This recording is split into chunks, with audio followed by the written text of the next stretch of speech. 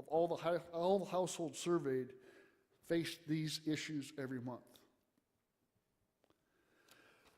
I would like now to take the remainder of my time to talk with you about what I call the 90-10 rule. Now understand that I'm usually most comfortable talking about what it is that Feeding South Dakota is doing to help feed the poor and those that are struggling,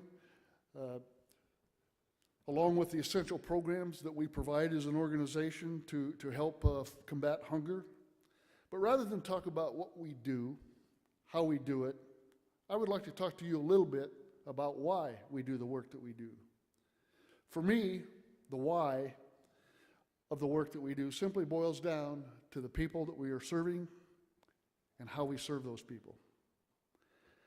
Now, I know that for many of you here today, much of what I'm going to talk about is not totally foreign.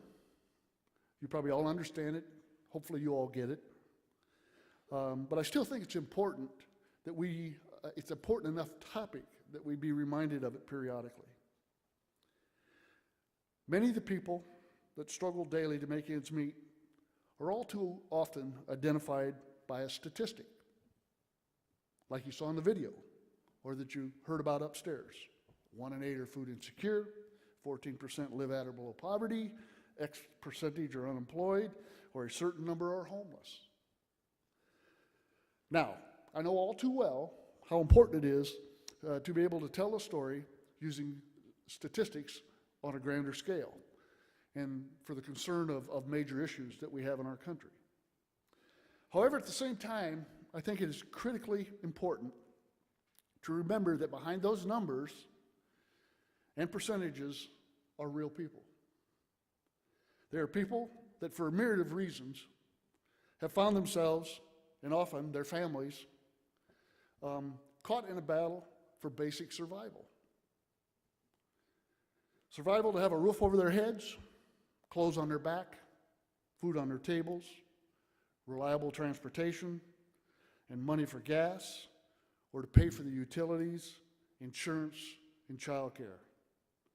But sometimes, even worse than all of that, is the fact that when they are out seeking help, they come up against a strong dose of judgment.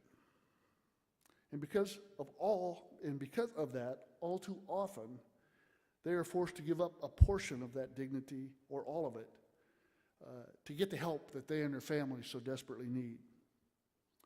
And this is where the 90-10 rule comes in.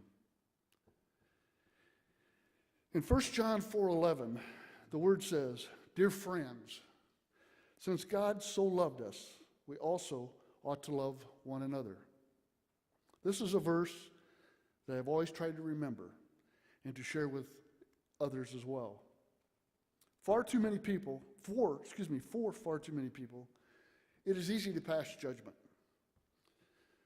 on others, to question how they got where they're at, why they are in need of help.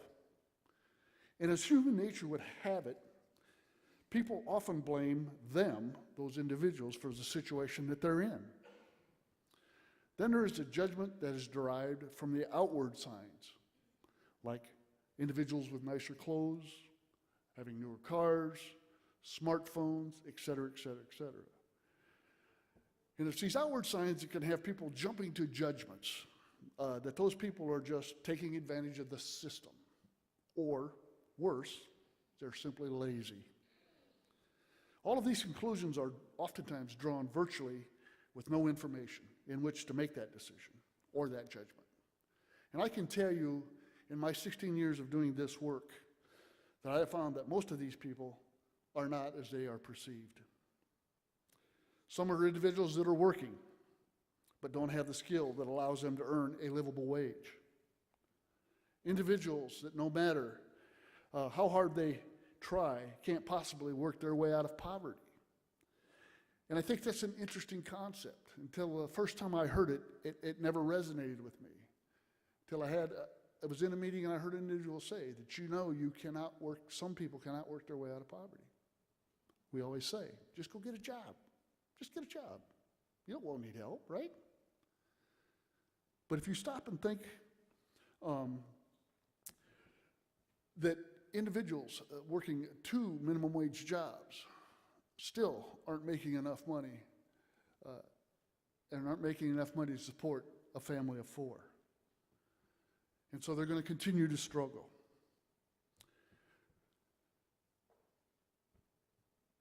Still others that we talk about may not be able to work a steady job for other reasons.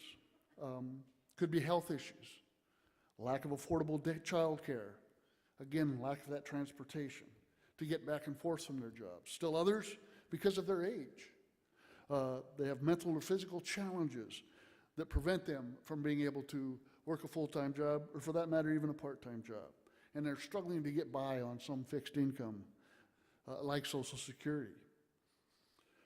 Daily, these individuals are having to make very, very difficult decisions between, again, paying for those bills and medicines and buying basic necessities like food. These are choices that are so much different than deciding between whether to have steak or lobster, red or white wine.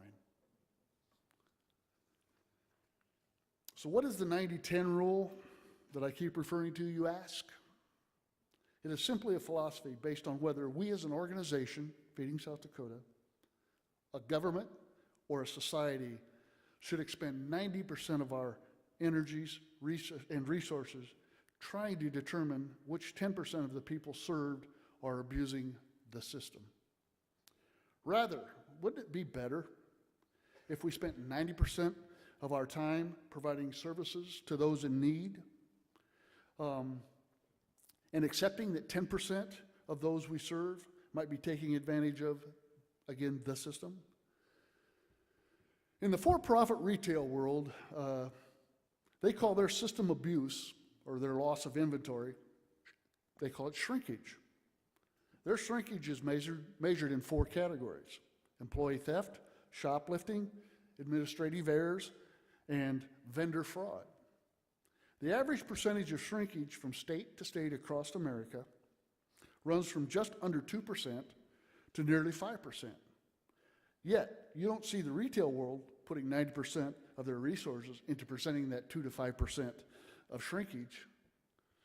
So why then do you suppose so many people use a majority of their compassionate energies to worry if those who are being helped really need it? Wouldn't it just be much easier to use that energy to help those in need rather than wasting their energies judging people?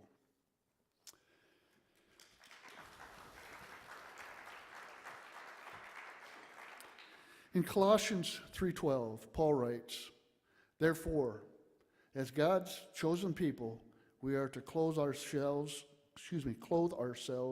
in compassion, kindness, humility, gentleness, and patience." Then in verse 14, he goes on to say, "And over all of these virtues, put on love, which binds them together in perfect unity."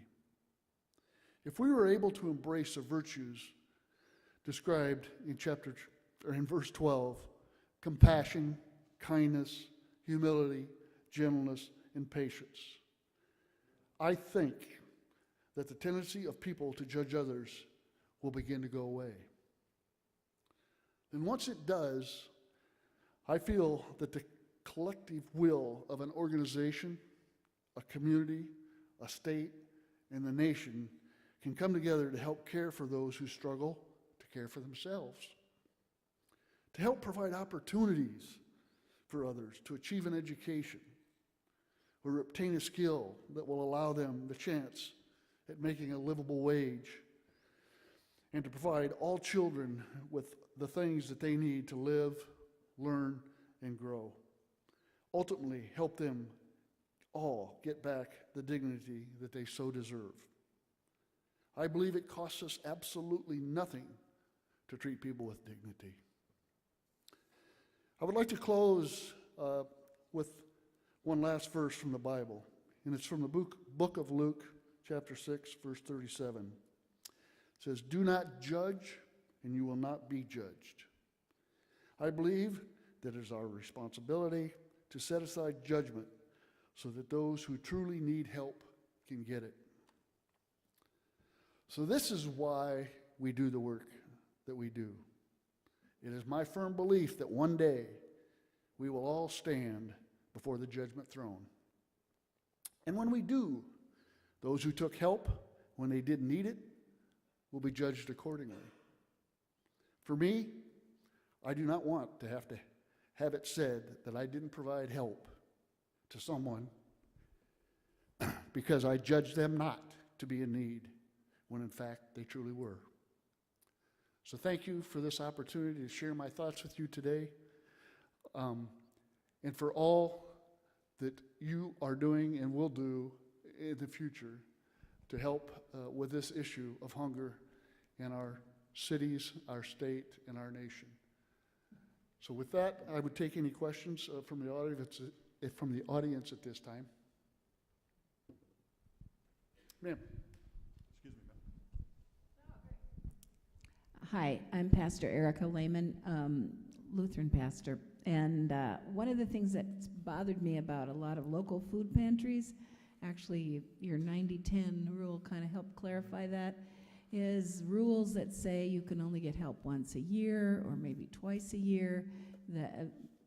Significant restrictions on how much you can have. And just wondering if Feeding South Dakota has come up with any kind of guidelines to help food pantries to maybe loosen up on some of that. It just seems to me that when you're in crisis, it's usually not just a month long.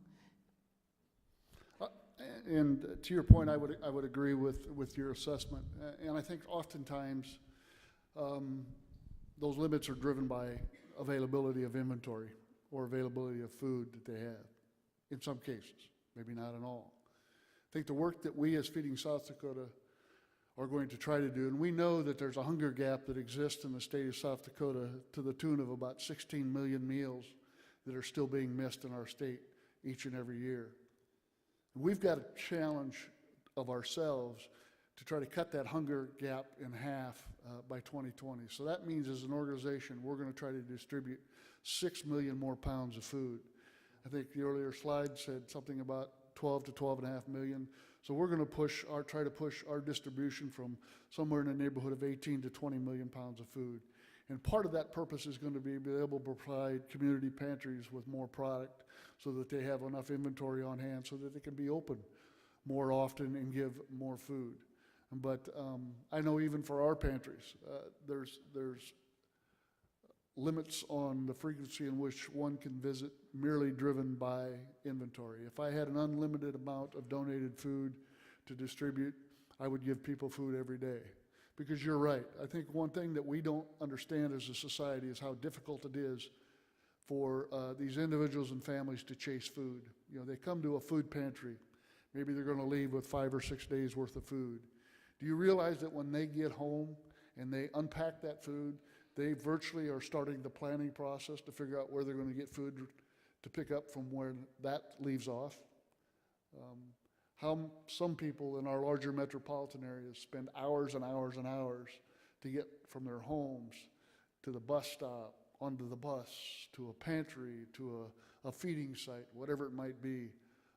It takes a lot of work and a lot of energy to what I call chase food. So thank you for your question. Sir.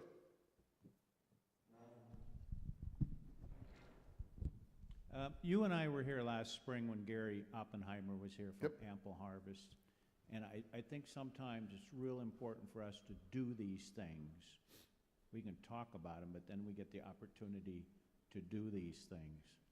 How many people have hooked up with Ample Harvest? How many food pantries are making themselves available of the opportunity Gary has provided for us? I noticed on his map there weren't a lot of dots here in South Dakota. I do know that here locally that when there's extra produce, it's being brought down. Our food pantry here is in the Salvation Army building. And there's a lot of produce that is brought into there by the community people. Right. And when I got my cucumber seeds from Tasty Bite, my cucumbers went over to Wesley Acres to the ladies over there. So did some of my tomatoes. But, and aside from that, if you don't believe this is going on, I invite you to come with me some night at midnight on the 10th of the month and set out or come sit in the store and watch the people come into Coburn's, into County Fair, that shop at midnight because they have no food at home. Yep. I want you to see how criminal this is with your own eyes. His reference to the 10th of the month, and that's the time of the month when SNAP benefits are put onto individuals' EBT cards. So we literally have families that go to stores and they shop, and then at the stroke of midnight, when those monies are transferred onto their EBT cards, they're able to pay for those groceries in. And so, to your point, you're correct. And to the Ample Harvest website, I think that's a two-way street as well. Not only do we need to get more pantries to sign up on this to be recipients of locally grown vegetables and produce, but also we need the growers to be able to go to that website and check it out and find out where it is that you can donate your excess produce. At Feeding South Dakota, we had a drive this summer. It's Plant a Row drive, asking the community to support it by providing a row of produce to our food pantry in recognition of our 40th anniversary. So we wanted to collect 40,000 pounds of locally grown produce, and I could tell you that we virtually collected almost 120,000 pounds from that effort. So is that all that it's going to take to meet the hunger needs in our state? Certainly not. It's going to take much more, but it's every little piece like that that's really going to help. And we all know the value, the nutritional value of that locally grown produce, or that produce that we as an organization can secure nationwide the year round to be able to distribute. So thank you for your remarks. And I think we got time for one last question, so we'll give it a shot. Your video at one point flashed up a number of areas of interest and concern, and among them was better policies, which in my experience working in this area tends to be avoided like the plague because it sounds too political. Would you be willing to venture some suggestions on what kind of policies we need to be looking at? Well, I think from our standpoint, and I can really talk to the work that my organization does, and from a policy standpoint, much of what we do centers around things like the Farm Bill, Child Nutrition Reauthorization Act that's currently being looked at. And so when those opportunities are available, we want to really be looking to our congressional delegates for support to support those kinds of programs. In addition to that, I think on the local level, there's two pieces to that. And Kathy Breckelsbauer can probably speak to this better than I, but it's really about creating a grassroots effort in our communities, in our state. It's the individuals like all of you that sit in this room that really are going to have the greatest impact. Matt Gassen can call, our senators and our congresswoman's office once a week, and I can tell you that after about 2 phone calls, my impact on them is probably pretty minimal compared to if a room full of people like you were to individually call those offices and say, I am a constituent and I expect, or I would like, or I want the senator, the congresswoman to support this or that. That is really where I believe the change is going to happen. I think it's going to take that to change policy at the state level, and I think it's going to take that to change policy at the national level across our country. Because without the votes, they won't be where they're at. And they have to eventually listen to the constituents who are asking them to do the right thing sometimes and not to get lost in all of that policy. And I don't think that we as a nonprofit hunger relief organization probably do enough in that realm of policy advocacy. We got to be a little careful as a nonprofit what we do. I don't call it lobbying, I call it educating, because that's really what our role is. It's try to educate both the state and national politicians on about what's going on with food insecurity, not only in the state but nationally, because we need to make sure that they stay aware that it's always on their plate, that when they're making decisions in committees and on the floor, that they're thinking about the people in their state that are struggling.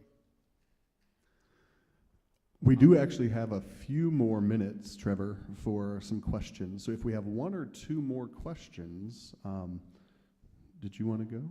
Wonderful. We have one or two more questions, so please be thinking about a question that you'd still like to ask Matt. I was just wondering, you were talking about how people come in and they have jobs and everything. So do you provide like other resources for people who come in, such as like money management classes to maybe help them get out of poverty or other things like that? As a statewide organization, we do provide some referral information, some food nutrition, food prep information, but I think to the point and to the level that you're talking about, I would say that we don't do that. You know, one of the things that as we look across the Feeding America network of food banks, there's always changes taking place to try to figure out better ways to feed people, to help people that are struggling to make ends meet. And I probably mentioned it here at the last Hunger Summit a little bit about the trend towards trying to determine as an organization what is our role in all of that. Is it to feed the line or is it to shorten the line? And many food banks across our nation are starting to do work in that shortening the line role, and that is not only providing food, but providing individuals they serve opportunities or direction to help them improve their economic status, let's say, or their education opportunities or whatever it might be, so that one day they don't need to be in that line. You know, we as an organization are probably really in a strategic planning mode to try to determine what our role needs to be in the state.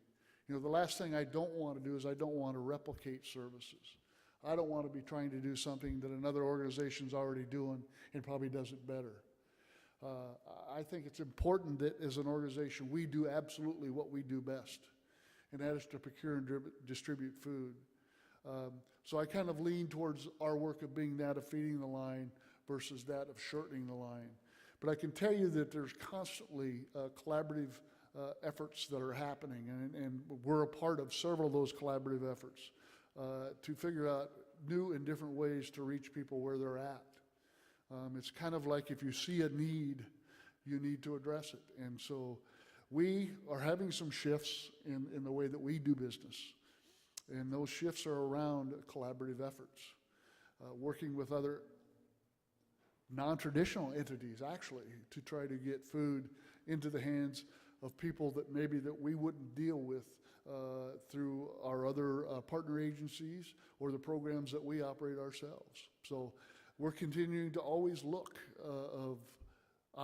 for opportunities and ways in which that we can better serve all the people that are struggling.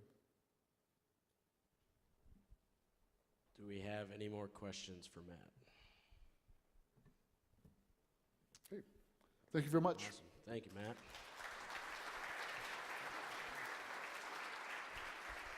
And Dan's going to lead us up for the next section of the program.